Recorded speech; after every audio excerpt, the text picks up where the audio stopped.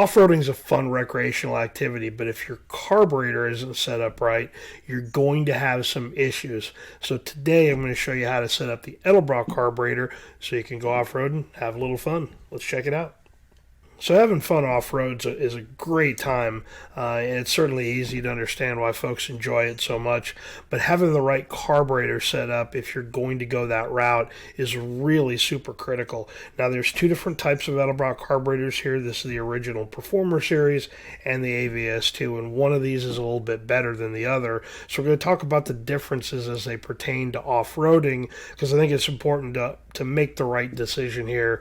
Again, most time, if you talk to anybody that spends any time out on the trail, they're usually most concerned about breaking down and catastrophic breakdowns. So anything that causes any issue, it kind of makes those folks a little twitchy, and certainly this carburetor would be right in that area. So let's talk about the Performer Series really well. Been around forever. 1989 is when it came out. Great carburetor, runs really well.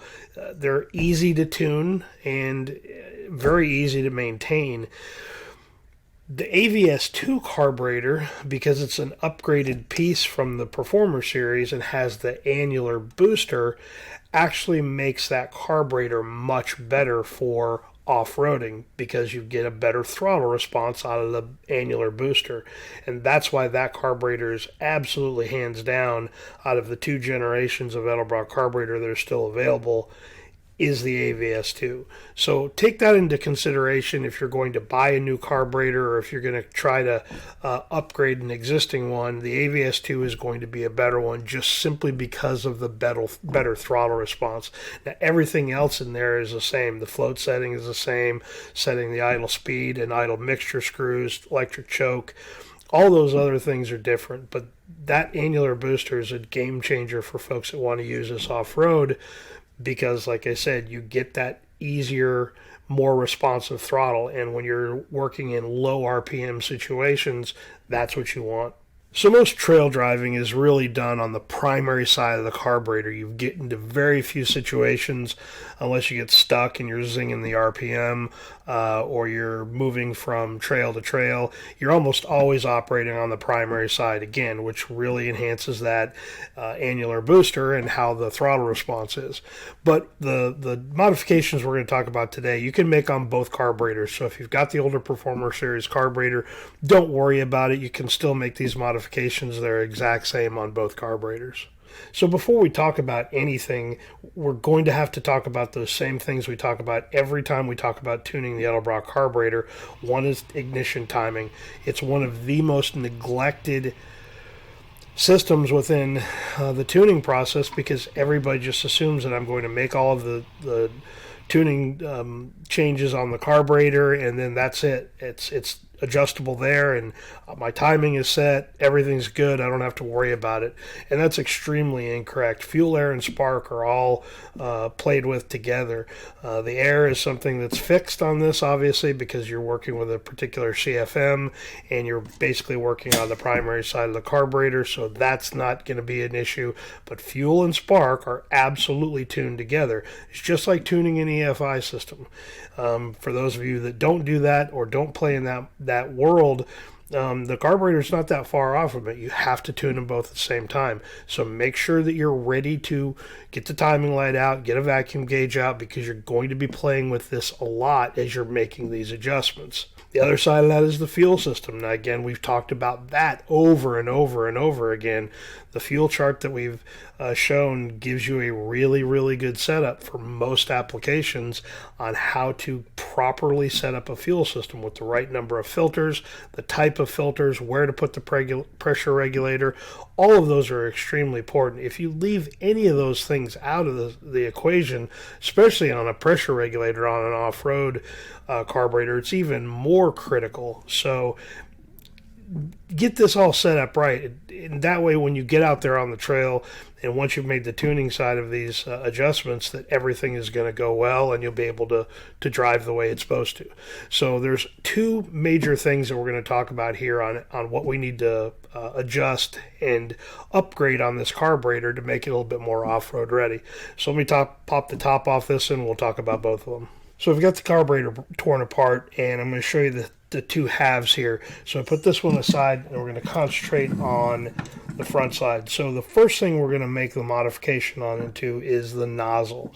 So this squirter or nozzle here up front can really give you some trouble, and most of these carburetors, other than I think two, come with the correct setup, and I'm going to show you that here now. So let me get this nozzle out real quick, and then we'll talk about that.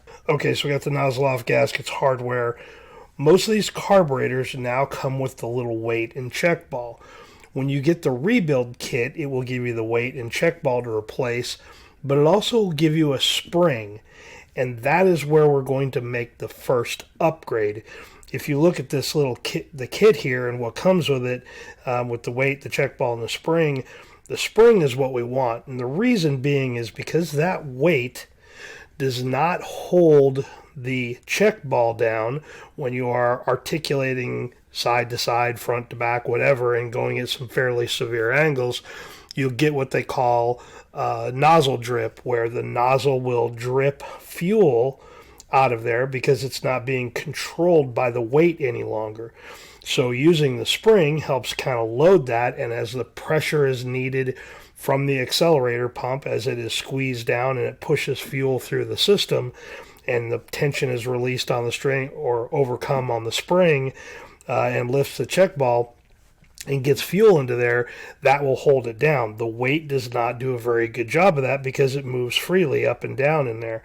It's got some travel, and so what that will do is cause a rich condition in the fueling. That drip gets in there and causes havoc. Doesn't allow you to idle properly, or if you're in a low RPM type of situation, trying to crawl up a hill or down something and you're getting too much fuel, you could choke and stall the engine out. So replacing that check ball or the little weight with the spring is the first upgrade. Now, the easiest way to get that is just to go ahead and buy yourself a rebuild kit. I'll leave a link to that down in the description, and the rebuild kit will always come with the weight, the check ball, and the spring. And then any rebuilds you do in the future, just make sure that you do not use the weight, that you go ahead and use a spring.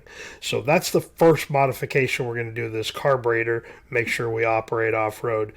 The second one, we're going to look at the air horn assembly, and I'll show you that right now.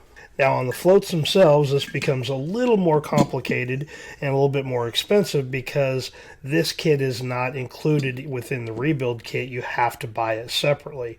So what this is called an off-road needle and seat.